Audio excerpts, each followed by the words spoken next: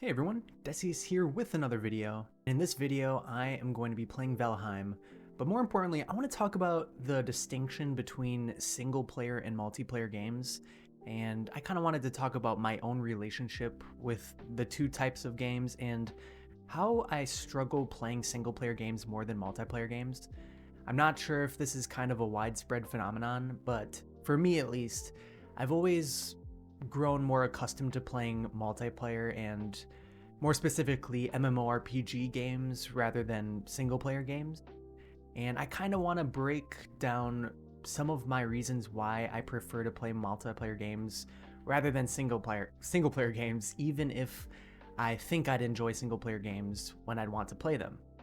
And the game I'm playing right now is called Valheim. It can be a co-op game, but you can play it single player, and it's a survival RPG open world game. It has a lot of similar systems to MMOs that I really enjoy. For example, there's certain skill ups for either using certain weapons or running or just using harvesting items. You can skill up and see progression in that way, which is very satisfying to the dopamine receptors. And besides that, you can upgrade your gear and just go throughout the world and find random crypts and different mobs to kill in boss fights that help you obtain more items, and in addition to that, you can really build anything that you'd want. This is kind of my setup right here, a little forge area, and then inside I've got my nice little relaxing living room space slash crafting station with all my items and everything. And this game for me has really helped me in taking things a bit slower and really trying not to rush the experience of just enjoying a progression system and being in an open world and just being okay with not trying to optimize everything and complete everything. And I think MMOs for me have really reshaped the way I interface with most other games that I play. And I think usually it's for the detriment, to be honest, especially when I'm trying to enjoy and immerse myself within the story of a single player game, like Baldur's Gate 3, or I've been playing Star Wars Knights of the Old Republic, which is a very old RPG game that has a beautiful story. But I find myself really struggling to get into it because I have a feeling that I'm missing out on progression in a multiplayer game and things that I feel like I need to obtain, especially in EverQuest. And I'm not saying this is a phenomenon that every MMO player experiences, but I think this kind of stems from my own relationship with video games growing up and how maybe it's hindered my ability to play different kinds of games that require a little bit more of a slow gameplay style, and it doesn't have a lot of the feedback and progression loops that a lot of MMOs have kind of conditioned my mind to find enjoyment in when playing video games. And I'd love to hear anyone else's thoughts about this in the comment section.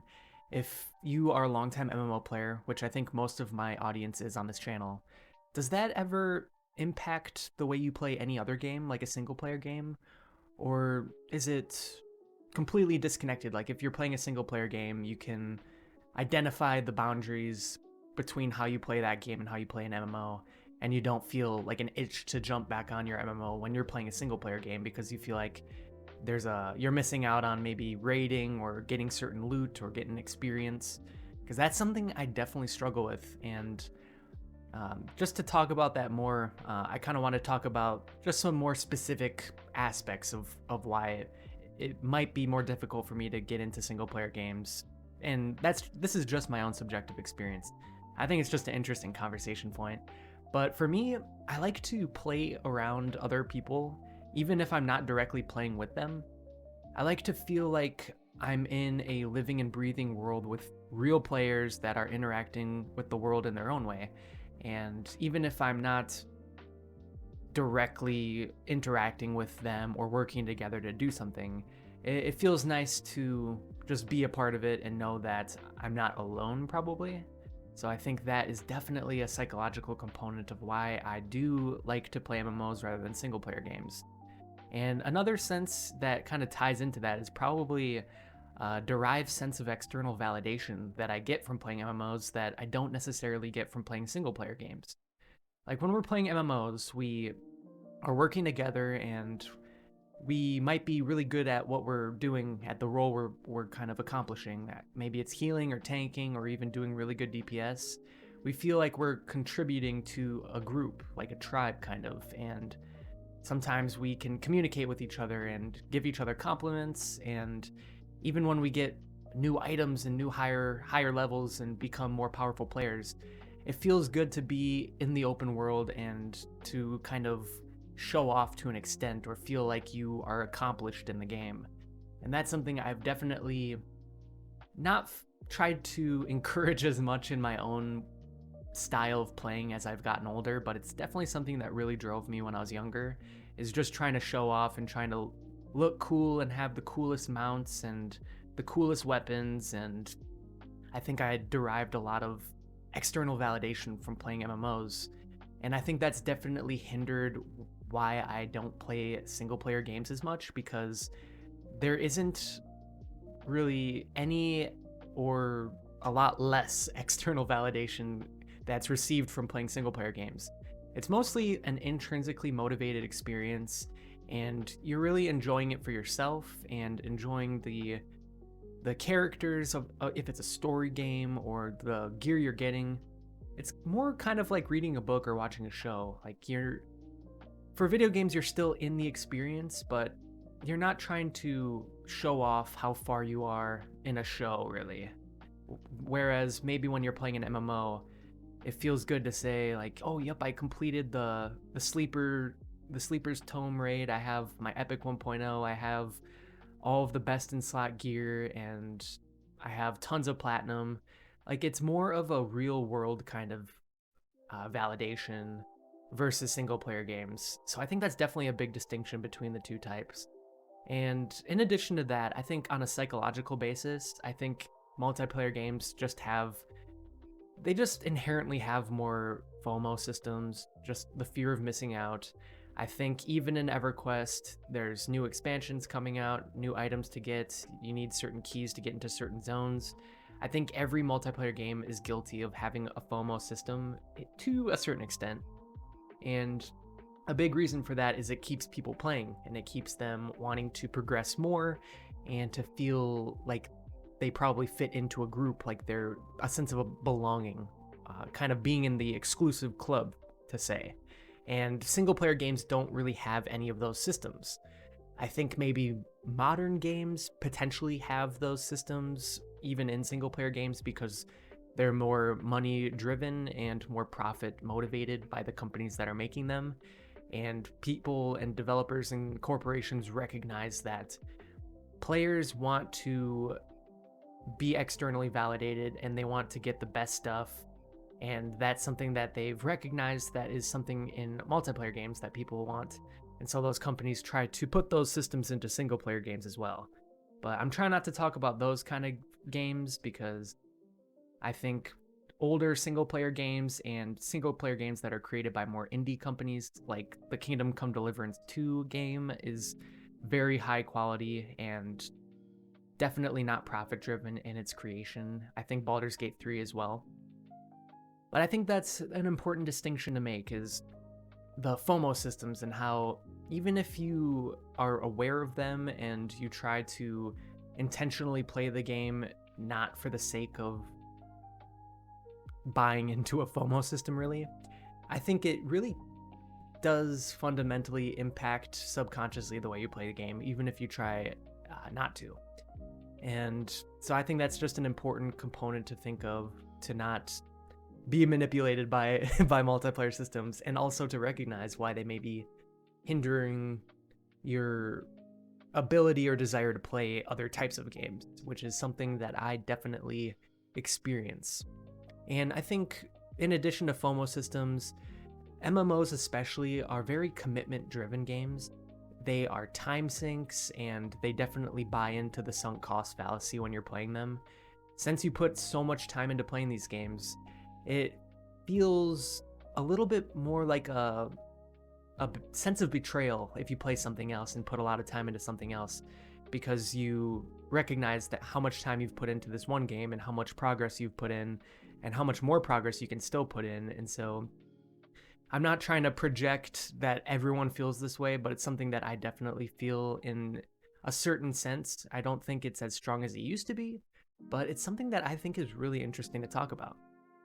And to kind of move on, just like, how can we as players enjoy single player games more, if that's something that you want to do? I'm not trying to say that all MMO players they want to play single player games, but they're not able to. That's just something that I kind of feel. But if that's something that anyone who's watching this does struggle with, to get into like a strategy game or just a completely different type of game that doesn't really check the boxes of the dopamine pleasures that a MMO might provide, especially on a social basis as well, I think there might be some ways we can try to change our minds a bit to enjoy different kinds of games more. And I think the first one, and probably the most obvious one, is to try to take intentional breaks from any multiplayer game for a certain period of time. Maybe if it's even a day or a week or something, or a few days. I think if we take a step back from multiplayer games, our brains kind of rewire themselves to derive pleasure in different kinds of ways than what we are usually expected to get our pleasure delivered in. And so maybe if we take some breaks from multiplayer games and we just intentionally play single player games for a little bit, or we don't play any games at all, and then when we do jump back into gaming, we just hop into a single player game, I think that could really change the way we experience those types of games, and maybe just enjoy them a lot more if that's something that we're looking to enjoy them in a way with. And also, I think MMOs are really pushing players to go quickly through things and try to grind it out and just try to rush into new content. And I think games like EverQuest, they're a lot slower paced, but they still do require you to put a lot of time into grinding and just our own relationships as humans with these games. We want to get ahead and we want to experience all that there is to experience in these games. And so I think with that, we really do want to rush these grind systems and really push ourselves. And I think that can definitely hinder our desire to play any other game because we feel like we're missing out in our desired multiplayer game. And I think aside from that, just recognizing how you derive your own fun out of the experience and just seeing that the way you derive fun from a multiplayer game may not be the same as a single player game, but there also might be a lot of similarities as well. Maybe you like to explore in multiplayer games and you like to do different kinds of profession systems like fishing or just role-playing with other players. I think you can definitely find ways to implement those play styles into a single-player game that you desire to play, and maybe even find your own fun in a whole different way. Because there's really no correct way of playing a video game. It's really just about having fun. And I think for me, I definitely overthink these things, and I overthink them with an intention as well, because I think it's just really interesting to talk about and to think about, because it really just shows us a little bit more of our own humanity and how we interact with ourselves and the world around us, even if it's in a digital basis, especially if it's in a digital basis, because a lot of the ways we play video games are not ways we live in real life, because the contemporary societies that we live in, predominantly in the West, are just simply not applicable to the ways we play multiplayer games, which are more social in a sense and require a bit more visceral survival and progression that we don't really see in real life. And I think that helps us kind of tune into those aspects of our psychology and our human desires, which we might not get in real life.